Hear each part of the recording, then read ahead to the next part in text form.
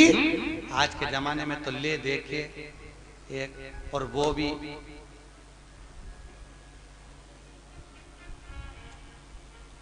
खैर आप सबकी बहुएं तो भगवान की कृपा है बहुत अच्छी मिली हैं, और जैसी भी मिली है ईमानदारी की बात है आज के समय की बहुएं तो फिर भी अच्छी हैं। दिक्कत तो जो ये नई पीढ़ी आ रही है ना, जो बहुएं के मेरा छोरा उसके चक्कर में घर में झगड़ा करे, पति का प्राण खाए। और आने वाले समय में दिक्कत ये है कि तेरा क्या होगा रे कालिया। ये जो नई पीढ़ी, नई जनरेशन जो हो रही है, अब इनको क्या होना। अभी तक तुम लोग तो निभा रही हो और तुम्हारी बहुएं भी तुम्हें निभा रही हैं, कोई दिक्कत नहीं। पर इसलिए कभी कभी बहुओं से कह दिया करो हमारी तो निभ गई रे बेटा, अब तेरा क्या होगा। दिक्कत हमारी तो गई। इतने दिन निकल गए, बचे कुछ 7 दिन थे, भागवत में निकल गए। आज कौन सा दिन है?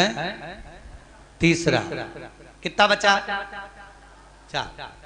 यूं निकल जाए। कल चौथा हो जाएगा, परसों 5वां, 6ठा।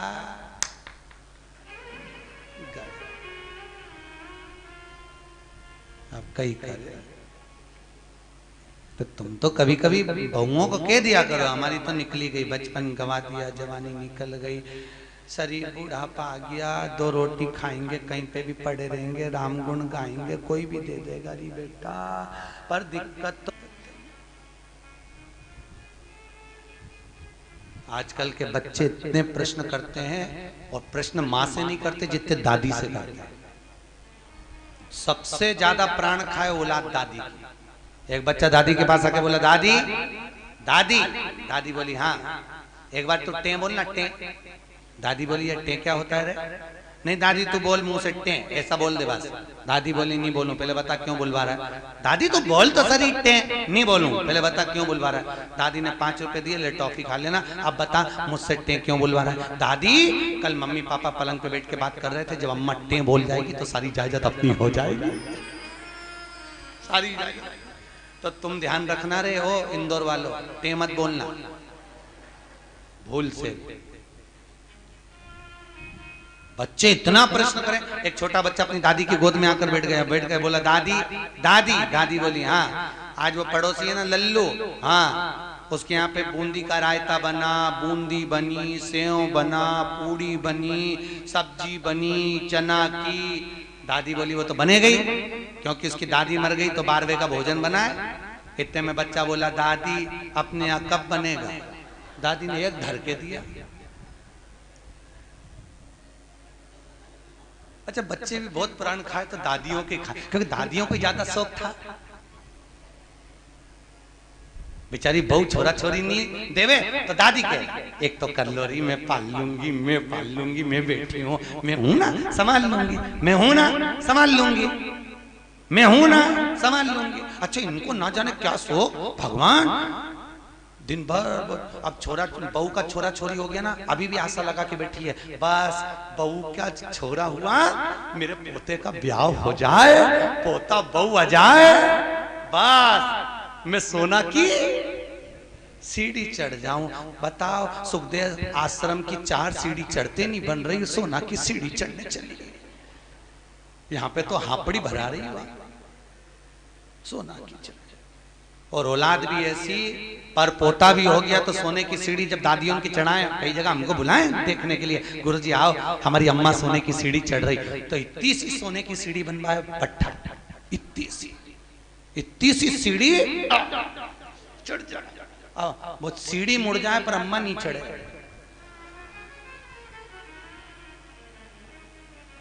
कब चढ़ती थी सोना की सीढ़ी?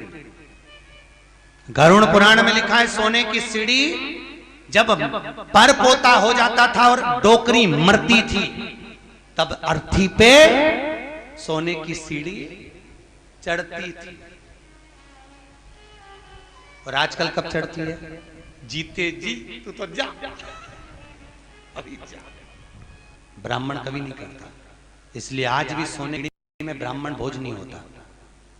कभी देखा आप लोगों ने? सोने की सीढ़ी में कभी ब्राह्मण भोज नहीं होगा, क्योंकि सोने की सीढ़ी का भोजन कभी ब्राह्मण नहीं करता। क्योंकि सोने की सीढ़ी जिस दिन मरता है उस कहां प्रणाम करते हैं? मंदिर के पीछे। जितना आगे प्रणाम नहीं करेंगे उससे ज्यादा पीछे करेंगे। कौन से शास्त्र में लिखा है कि मंदिर के पीछे प्रणाम करो? कौन से पुराण में लिखा है कि मंदिर के पीछे प्रणाम करो? कहीं लिखा देखा? अरे बोलो तो सही, किसी शास्त्र में पढ़ा? ईमानदारी से बोलना। भगवान कृष्ण के पीछे दौड़कर चल रहा था कौन? काल्यावन। कथा आएगी आगे। जरासंध के साथ जब युद्ध हुआ था और ब्राह्मणों की सेना लेकर आया था काल्यावन, और भगवान युद्ध का मैदान छोड़कर भागे। नाम क्या पड़ गया था? रण छोड़ रहा है। तो ईमानदारी से बोलो, ब्राह्मणों की सेना देखकर भगवान भागे, भागकर आगे जाके पीछे जो काल्यावन आ रहा था क्या उसको मार नहीं सकते थे? अरे बोलो जम के, मार सकते थे ना। जब जरासंध को मार सकते हैं, आदि को मरवा सकते हैं, तो काल्यावन को क्यों नहीं मारा मेरे द्वारकानाथ ने, मेरे द्वारकाधीश ने? क्यों नहीं मारा? क्योंकि भगवान कृष्ण को मालूम था ये काल्यावन ब्राह्मणों को इतना भोजन कराता है, इतना वस्त्र दान करता है कि सारे ब्राह्मणों का इसका मरना इतना सरल नहीं है। तो भगवान ने सोचा इसको मारने के लिए एक ही काम हो सकता है कि मुझे भागना पड़ेगा। मैं भागूंगा तो ये मेरी पीठ देखेगा, मेरे पीठ पर अधर्म का निवास होता है। जितना ये मेरी पीठ देखकर भागेगा उतना इसका धर्म नष्ट हो जाएगा, अधर्म बढ़ जाएगा, अधर्म बढ़ेगा, ये ऊपर आएगा और मर जाएगा। इसलिए भगवान भागे, अपनी पीठ दिखाकर भागे, और पीठ जितनी काल्यावन ने देखी, ऊपर जाते से ही मुचकुंद के नेत्र द्वारा जलकर भस्म हो गया। इसलिए हमारे हिंदू धर्म की रीति है कि मंदिर के पीछे अधर्म का निवास होता है। इसलिए मंदिर के पीछे जितना तुम प्रणाम करोगे उतना तुम्हारा पाप बढ़ेगा, पुण्य नष्ट होगा, उतना पुण्य नष्ट होगा। अब सोचो तुमने कितना पाप कमाया, बोलते जाओ। अरे बोलो तो रे, पाप कितना कमाया और पुण्य कितना कमाया? सामने लोग कम प्रणाम करते हैं। बस बेचारी ये परिक्रमा कर रही थी, थक गई, दीवार से टिक के खड़ी हो गई, तो दूसरी ने देखा पीछे प्रणाम करो तो कुछ मिलता होगा, दूसरी ने चालू करी, उसको देखे तीसरी ने चालू करी, तीसरे को देखे चौथी ने चालू करी। पूरा भारत की भूमि सब गंजी हो गई उसी के चक्कर में। सब एक क्रम पाने लगे सब। तो बेचारे वो तो कहीं कहीं के संत विद्वान थे, कहीं कहीं के महात्मा विद्वान थे, तो उन्होंने मंदिर के पीछे फोटो चिपका दिया भगवान का कि कम से कम इन्हें पाप तो नहीं लगेगा। तो फोटो चिपका दिया कि कम से कम आगे भगवान का भी दर्शन हो जाएगा। बेचारे संतों ने कृपा कर दी, पर तुम में अकल नहीं आई रे दादा, कहीं करे। और पूरे भारत की भूमि पे तुम कहीं पे भी घूम के देखना, जितने मंदिर मिलेंगे सब में पीछे लोग प्रणाम करते मिलेंगे। उनको समझाओ तो कोई समझे वे? अरे बोलो तो सही, क्या मालूम था, क्या धर्म से मालूम, पुण्य। ऐसी कई गलतियां हैं जो हम जीवन में करते रह रहे हैं। बहुत गलतियां करते हैं हम, बहुत। दिए के अंदर ही बत्ती रख के जला दें, परिक्रमा कर लें, ऐसी कई गलतियां हम अपने जीवन में कर रहे हैं, और भगवान से आशा रख रहे हैं कि भगवान हमको तार देगा, स्वर्ग भेज देगा। कहीं नहीं जाएगी, यहीं पड़ी रह जाएगी, फालतू की बात। सुधारो।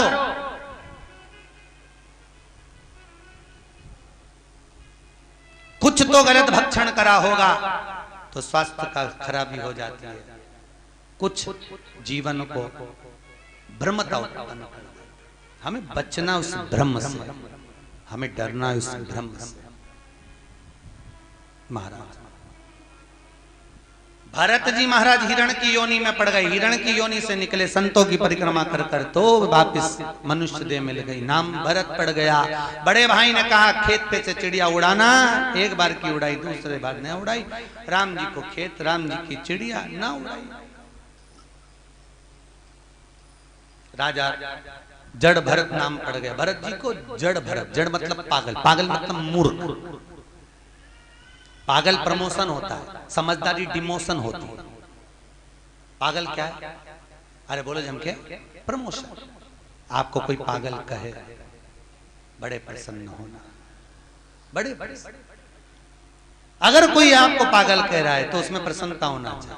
समझदार नहीं बनना अपना, कभी जिंदगी में मत बनो समझदार। घर में दो तरह की बहू होती है, एक समझदार, एक पागल। जो समझदार होती है वो 24 घंटे काम में लगी रहती है। 24 काहे बजा रहे हो? दो तरह की, एक समझदार है, एक पागल। समझदार लगी हुई है 24 घंटे, पागल है वो सबसे पहले डेंटिंग पेंटिंग करके खा पी के वो जा, उसको कोई सुध नहीं क्या हो रहा है क्या नहीं हो रहा है, उसको कोई मतलब नहीं। आग लगे बस्ती में अपन रहो मस्ती में। मीरा को, कर्मा को, नामदेव, ध्रुव, प्रहलाद, रामकृष्ण परमहंस, भारत की भूमि के जितने संत हुए, लोगों ने उनको पागल ही तो कहा है। क्योंकि भगवान की भक्ति में जो डूब गया, लोग कहते हैं वो पागल हो गया।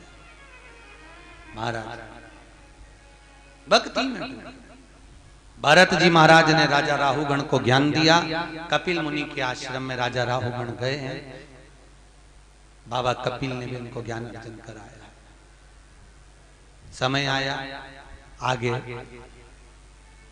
हिरण्यकश्यप ऊपर, ना अंदर ना बाहर, ना अस्त्र से ना शस्त्र से, ना दिन में ना रात में, ना नर से ना पशु, सब रूप में मरूं ना, ये विचार किया। घर आए, पत्नी नहीं थी, इंद्र के यहाँ से नारद जी के यहाँ, नारद जी के यहाँ से पत्नी और पुत्र को लेकर। हिरण्यकश्यप के पुत्र का नाम है, जिसने आते ही भगवान के नाम का हिलाद करा, वो प्रहलाद हुआ। प्रहलाद लेकर आए, विद्याध्ययन करने भेजा। जिसको गर्भ का ज्ञान हो उसे बाहर के ज्ञान की जरूरत नहीं पड़ती। गर्भित ज्ञान प्रथम होता है, प्रथम ज्ञान है गर्भ का। इसलिए हमारे यहाँ पर बुजुर्ग माताएं कहती हैं गर्भवती नारी को भजन करना चाहिए, कीर्तन करना चाहिए, कथा सत्संग श्रवण करना चाहिए। पर आज के जमाने में डॉक्टर कह देते बेड रेस्ट, पलंग पे पड़ी रहो, दिन भर टीवी देखती रहो, और दिन भर वह टीवी में ढिसुम ढिसुम, तो वो औलाद भी ऐसी पैदा होती है दिन भर ये वो तोड़ती फिरती है। मिले रोते ही मिले तो औलाद भी ऐसी पैदा हुई है, 1 मिनट सकनी नहीं बैठे, 1 मिनट।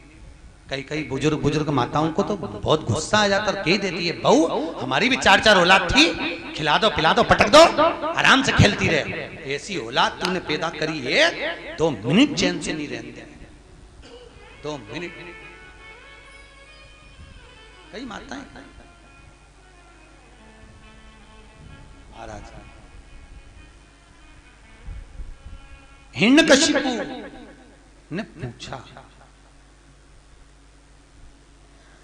जब हिरण्यकश्यप की बहन चली गई, समाप्त हो, पूछा कहां है तेरा भगवान? सर्वस्व खंबे में है, खंबे में भी है। गदा का प्रहार करा, खंबा टूट के नीचे गिरा, नरसिंह भगवान प्रकट हो गए। बोलो नरसिंह भगवान की। नरसिंह भगवान प्रकट हुए। शाम का समय था, पकड़ा, दहली पर ले गए। न नीचे मरे ना ऊपर, जंघा पर मारा, न अंदर ना बाहर, दहली पर। न अस्त्र से न शस्त्र से, नख से, न दिन में ना रात में, शाम के समय, न नर से न पशु से, नरसिंह बनकर, ना ही 12 महीने में मरे, इसलिए एक अधिक कर, अधिक मास। हाथों को फाड़ा, आते निकाल कर गले में धारण करा, देवताओं ने पुष्पों की वृष्टि करी। बोलो नरसिंह भगवान की। नरसिंह भगवान का आनंद सुख प्राप्त हुआ। प्रहलाद जी ने स्तुति करी है महाराज, नर हरि नंद लाल भजो नरसिंह गोपाल, नर हरि नंद लाल भजो नरसिंह गोपाल, नर हरि नंद लाल भजो नरसिंह गोपाल, नर हरि नंद लाल भजो नरसिंह गोपाल, भजो नरसिंह गोपाल, भजो नरसिंह गोपाल, भजो नरसिंह गोपाल, भजो नरसिंह गोपाल, नर हरि नंद लाल भजो नरसिंह गोपाल, नर हरि नंद लाल भजो नरसिंह गोपाल, नर हरि नंद लाल भजो नरसिंह गोपाल, नर हरि नंद लाल भजो नरसिंह गोपाल। बोल नरसिंह भगवान की। भगवान नरसिंह आनंद में रहकर प्रहलाद को जिह्वा से चाट कर पशुता दर्शाते हैं। स्तुति कर आनंद सुख प्रहलाद जी महाराज पाते हैं। आगे गजग्रह का वर्णन। एक सुंदर सरोवर में हाथी स्नान करने गया, मगर ने पांव पकड़ा, छूटता नहीं, बहुत प्रयास किया।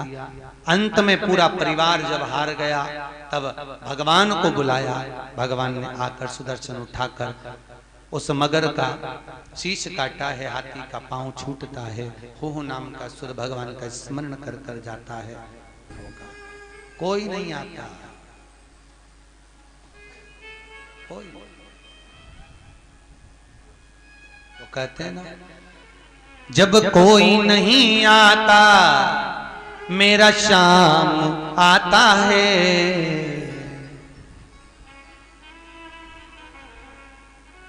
बस एक वही सम्मुख में पहुंचता, बाकी का कोई। अच्छा, मरते समय लोगों को फोन करके क्यों बुलाते हैं? आप लोगों को मालूम हो तो जरूर बताओ मुझे। बुआ जी आ जाओ, अम्मा जा रही है, मतलब बुआ की यमराज से अच्छी पट्टी होगी। हो सकता है यमराज बुआ जी को देख के छोड़ जाए, पड़ोसन को उठा के ले जाए, या बुआ की आंख से डर जाए। कई लोगों, मामा जी आ जाओ, अम्मा जा रही, मामा जी आ गए। अच्छा, मरने वाले से पूछा भी जाता है, देखो कौन खड़ा, पास में बुआ जी खड़ी, मामा जी खड़े, काका जी खड़े, और अम्मा इधर मुंह फेर लेती, इन्हीं के कारण तो मर रही। आंख में से आंसू झड़ते रहते हैं, मुंह से बोल नहीं पाती। परिवार के लोग कहते तुम्हें पहचान गई इसलिए रो रही है, अम्मा से पूछो इसलिए रो रही, पूरी जिंदगी लगा दी खोल लो तुम में, तुम्हारे कारण मर रही इसलिए रो रही। ऐसे कह देना परिवार वालों से, हमारे मरते समय जब प्राण छूटे, डॉक्टर अपना काम करे, पलंग के पास में कोई मत खड़े होना। तुमको देखकर नहीं मरना चाहते, तुम्हें देखकर मरेंगे, वापिस तुम में उलझ जाएंगे, फिर काम करना। डॉक्टर अपना काम करे, मेरे पलंग के पास नीचे बैठकर भगवान का भजन करना। कम से कम बोल नहीं सकती तो सुन भी लूंगी तो तर जाऊंगी, इतने में पार लग जाए। भजन चित्त कर, स्मरण करें, भजन करें, बस नाम जप। मुख में हो राम नाम, राम सेवा हाथ में, तू अकेला नाही प्यारे, राम तेरे साथ। अंतिम समय में वो साथ।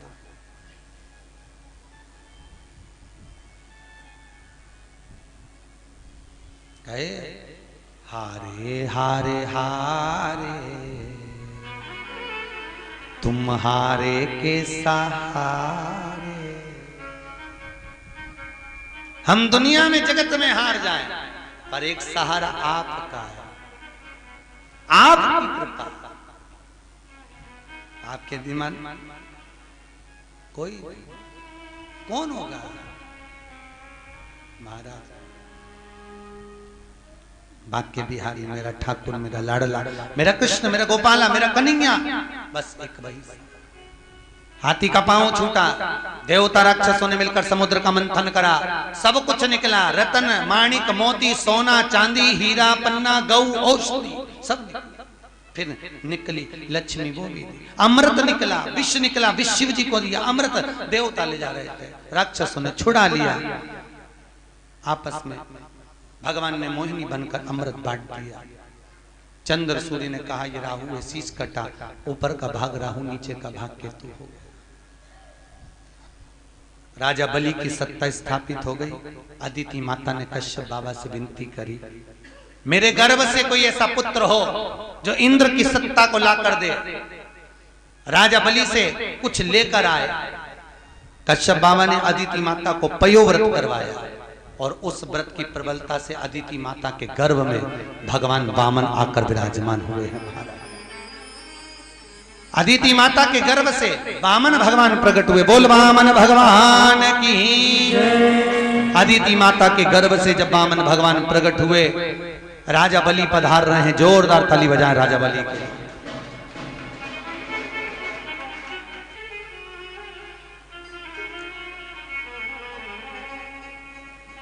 राजा बलि के दरवाजे पर वामन भगवान भिक्षा मांगने के लिए जा रहे हैं। 3 पग भूमि का दान मांगने के लिए जा रहे हैं। 3 जोरदार ताली बजाएं, वामन भगवान पधार रहे हैं। तेरे द्वार खड़ा भगवान।